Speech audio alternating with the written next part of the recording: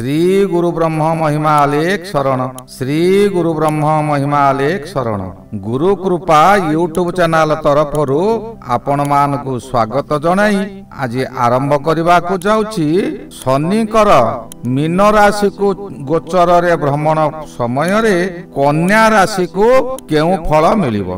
कन्या राशि सकाशे शनि षष्ठ रु सप्तम को गोचर भ्रमण करिवे। सप्तम शनि शनि सप्ताह प्रथम चरण यह समुद्र और जल राशि द्वात्मिक राशि होइतिबारु बहु अशुभ फल मिलिबो। कन्या राशि रो अधिपति बुध एही राशि रे बुध मध्य उच्च और नीच रे रहिचंती तेणु फल ठीक से दे परिबे नाही। शनि सप्तम रे भ्रमण करिवे। सप्तम शनि शनि सप्ताह आरंभ बा प्रथम चरण शनिश्चर सप्तम रे थिबा समय रे से लग्न को दृष्टि देइथांती। लग्न को दृष्टि देबा फल रे हठात आपणकर शरीर असुस्थ रहिबो। समस्त भल थिबा समय रे आपणकर स्नायु पीड़ा पाद पीड़ा और पेट रोग मध्य एही समय रे हेबो। स्वामी किंबा स्त्रींकर पीड़ा आरंभ हेबो। प्रथमे प्रथमे आपण किछि अनुभव करि परिबे नाही। जेउ समय रे शनि गोचर हेउथिबा राशिर 10 डिग्री पार होई जांती धीरे धीरे ताहार प्रभाव विस्तार करती। आपण एही समय रे जेउ कार्य करिवे से कार्य पूर्ण करि न पारी बहु लोक आपण को अपदस्थ कराइबे। आपण अपदस्थ हेबे अपमान पाइबे।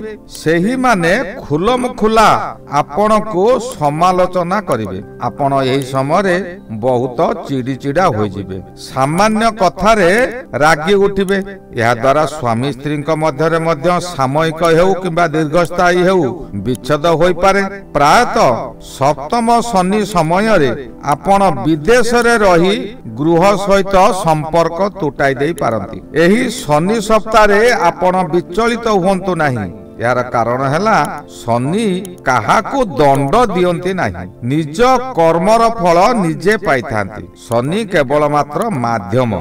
आपण काहारी खराब चिंता कले आपणकर निश्चिंत खराब हेबो। एणु सर्वदा जगत जन मानकर मंगल वांछा करंतु ऑटोमेटिक आपणकर मंगल हेबो। कारण ये मन भाबुथाई जहा निश्चय प्राप्त हेबो ताहा।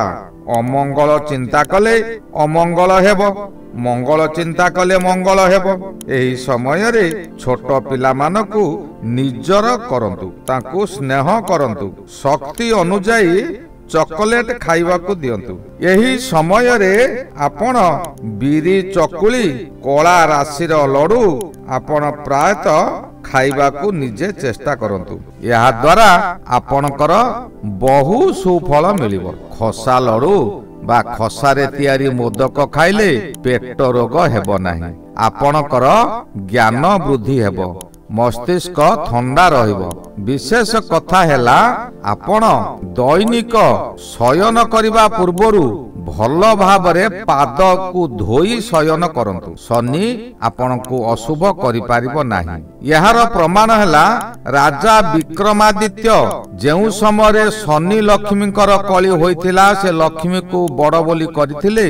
शनि सर्वदा कोनोसी बाट गोटे खोजु थाए किपरि मु विक्रमादित्यंक देहरे प्रवेश करिबे। थरे विक्रमादित्य राजा पाद धोइबा समय रे तांको गोइठी रे पानी पड़ी नथिला। शनि याको देखि सेही बाट देई तांको शरीर रे प्रवेश करिगला।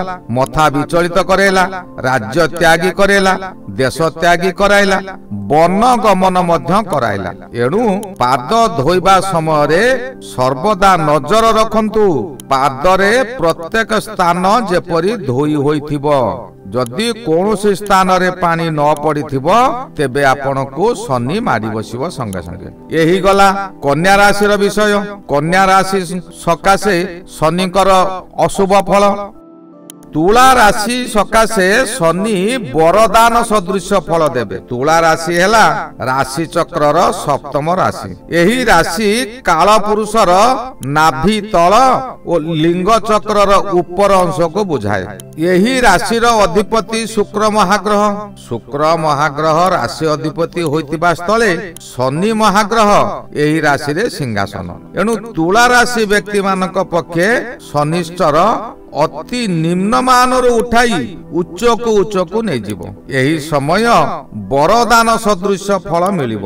ପୂର୍ବରୁ ଆପଣଙ୍କର ବାରମ୍ବାର ଲାଗି ରହୁଥିବା ବିବାଦ ଏହି ସମୟରେ ଶାନ୍ତ ହୋଇଯିବ। ଶତ୍ରୁମାନେ ଆପଣଙ୍କ ନିକଟତର ହୋଇ ଆପଣଙ୍କର ଶରଣ ଯିବେ। ଏହା ପୂର୍ବରୁ ପଞ୍ଚମ ଶନି ରହି ଆପଣଙ୍କୁ ଅଜ୍ଞାନ କରିଦେଇଥିଲା। ବିଶେଷ କରି କୌଣସି ବ୍ୟକ୍ତି ଆପଣଙ୍କୁ ଅବାଟକୁ ନେଇଯାଇ ପାପ କାର୍ଯ୍ୟ କରିବାକୁ ଆପଣଙ୍କୁ ବାଧ୍ୟ କରାଉଥିଲା। ଏହି ସମୟରେ ଆପଣ ସେ ସମସ୍ତ ଜାଣିପାରିବେ ଓ ତାଙ୍କ ଠାରୁ ଆପଣ ଦୂରେଇ ରହିବେ। ଆପଣଙ୍କର ତେଜ ବୃଦ୍ଧି ହେବ, ଶରୀର ସୁସ୍ଥ ରହିବ, ମନ ଆନନ୍ଦିତ ହେବ। ସାଙ୍ଗସାଥୀ ଗହଣରେ ଆପଣ ଦକ୍ଷିଣ ପଶ୍ଚିମ ଦିଗକୁ ଭ୍ରମଣ କରିବାର ସୁଯୋଗ ମିଳିବ। ଆପଣ ଯାହା ଚାହିଁବେ ତାହା ଏହି ସମୟରେ କରିପାରିବେ। ବିଭିନ୍ନ ମହଲରୁ ଆପଣଙ୍କୁ ପ୍ରଶଂସାମାନ ମିଳିବ। ଜୀବନର ଏକ ପରିବର୍ତ୍ତନର ମୋଡ଼ ବଦଳିଯିବ। ଆପଣଙ୍କ ନିକଟତର ଲୋକମାନେ ଆପଣଙ୍କୁ ପ୍ରଶଂସାରେ ପୋତି ପକାଇବେ। ତୁଳା ରାଶି ବ୍ୟକ୍ତି ଯଦି ବିବାହ କରିନାହାନ୍ତି ତେବେ ଏହି 2025 ମସିହାର ଜୁନ ମାସ ପରେ ହଠାତ୍ ତାଙ୍କର ବିବାହ ହୋଇଯିବ। ଦାମ୍ପତ୍ୟ ଜୀବନ ଅତି ସୁରୁଖୁରୁରେ କଟିବ। ବ୍ୟବସାୟରେ ଦିନକୁ ଦିନ ତାଙ୍କର ଉନ୍ନତି ହେବ। ବିଭିନ୍ନ ପ୍ରକାର ଯାନବାହନ ମଧ୍ୟ ଖଟି କରିପାରନ୍ତି। ବହୁ ଦାମୀ ଯାନରେ ଆପଣ ଯାତାୟାତ ମଧ୍ୟ କରିବେ। ରାଜନୀତିଜ୍ଞ ମାନେ ଏହି ସମୟରେ ରାଜନୀତିର ବହୁ ଉଚ୍ଚକୁ ଗମନ କରିବେ। ଏହି ସମୟରେ ଆପଣଙ୍କର ଜଳଯାତ୍ରା ଯୋଗ ମଧ୍ୟ ରହୁଛି। ପଶ୍ଚିମ ଦିଗକୁ ସମୁଦ୍ର ମଧ୍ୟରେ ଯାତ୍ରା କରି ଆପଣ ଆନନ୍ଦ ଉଠାଇବେ। ଦିନକୁ ଦିନ ଅମାପ ଧନର ମାଲିକ ହେବେ। ମନରେ ଗର୍ବ ଓ ଅହଙ୍କାର କରନ୍ତୁ ନାହିଁ। ଗରିବ ଦୁଃଖୀ ଲୋକମାନଙ୍କୁ ଆପଣ ଅକୁଣ୍ଠିତ ଭାବେ ଦାନ କରନ୍ତୁ। ଆପଣଙ୍କ ଧନ କମିବା ପରିବର୍ତ୍ତେ ଅଧିକ ହେବ।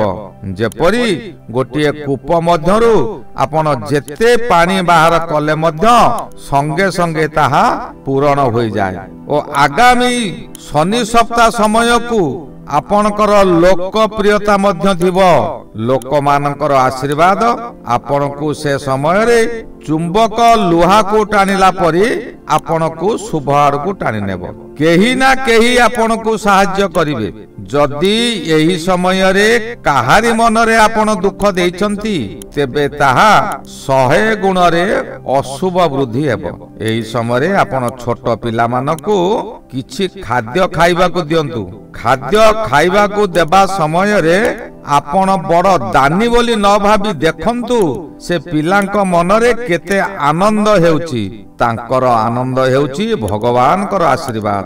ଆପଣଙ୍କର ଆନନ୍ଦର ସୀମା ଟପିଯିବ। ଆପଣ କେବେ ଅଶୁଭରେ ରହିବେ ନାହିଁ। ଯେଉଁମାନେ ବ୍ୟବସାୟ କରୁଛନ୍ତି ସେମାନେ ସେମାନଙ୍କର କର୍ମଚାରୀ ମାନଙ୍କର ଦରମା କେବେ ହେଲେ କାଟନ୍ତୁ ନାହିଁ। ଆପଣଙ୍କ ପାଖରେ ଅଧିକ ପଇସା ଅଛି, ଆପଣଙ୍କ ପାଖରେ ଅଧିକ କର୍ମଚାରୀ ଜୋଟିବେ, କିନ୍ତୁ ପୁରୁଣା କର୍ମଚାରୀକୁ ଛାଡନ୍ତୁ ନାହିଁ କିମ୍ବା ତାଙ୍କ ଦରମା କାଟନ୍ତୁ ନାହିଁ। ତାଙ୍କର ଅବଶ୍ୟ ଏହି ସମୟରେ ତାଙ୍କର ଦରମା ବୃଦ୍ଧି କରନ୍ତୁ, କାରଣ ଆପଣଙ୍କ ପାଖରେ ଅର୍ଥ ଅଛି। ଆପଣ ତାଙ୍କର ଦରମା ବୃଦ୍ଧି କଲେ ସେ ନିଜେ କର୍ମଚାରୀ ସହିତ ତାଙ୍କ ପରିବାର ମଧ୍ୟ ଖୁସି ରହିବେ। ଆପଣଙ୍କ ଉପରେ ଭଗବାନଙ୍କର ଆଶୀର୍ବାଦ ଅଜସ୍ର ଢାଳି ହୋଇଯିବ। ଏହି ସମୟରେ ଆପଣ ଯେ କୌଣସି ପୂଜା ପାଠ କରନ୍ତୁ, ମନକୁ ଶାନ୍ତ କରି ପୂଜା ପାଠ କରନ୍ତୁ। ମନରେ ଗର୍ବ ଅହଙ୍କାର ଆଣନ୍ତୁ ନାହିଁ। ସର୍ବଦା ଆପଣ ଶୂନ୍ୟ ପୁରୁଷକୁ ଚିନ୍ତା କରନ୍ତୁ, ତାଙ୍କର ଶରଣ ଦର୍ଶନ କରନ୍ତୁ।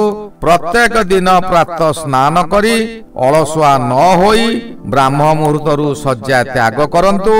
ଘୃତ ବତୀଟିଏ ଜଳାଇ କିମ୍ବା ଧୂପକାଠିଟିଏ ଜଳାଇ ଶୂନ୍ୟ ଆକାଶ ତଳେ ଦଣ୍ଡାୟମାନ ହୋଇ ପରମ ବ୍ରହ୍ମକୁ ନିଜର ସମସ୍ତ ଅର୍ପଣ କରିଦିଅନ୍ତୁ। ଆଉ କୁହନ୍ତୁ, ସମର୍ପି ଦେଲି ପାଇଲ ସର୍ବ, ବୁଝ କି ନ ବୁଝ ଆହେ ଗୁରୁଦେବ। ଆଜି ମୁଁ ଏଇଠାରେ ରହିଲି, ଏହା ପରେ ଅନ୍ୟ ରାଶି ବିଷୟରେ ଆଲୋଚନା କରିବା। ଶ୍ରୀ ଗୁରୁ ବ୍ରହ୍ମ ମହିମା ଅଲେଖ ଶରଣ। ଶ୍ରୀ ଗୁରୁ ବ୍ରହ୍ମ ମହିମା ଅଲେଖ ଶରଣ। ଶ୍ରୀ ଗୁରୁ ବ୍ରହ୍ମ ମହିମା ଅଲେଖ ଶରଣ।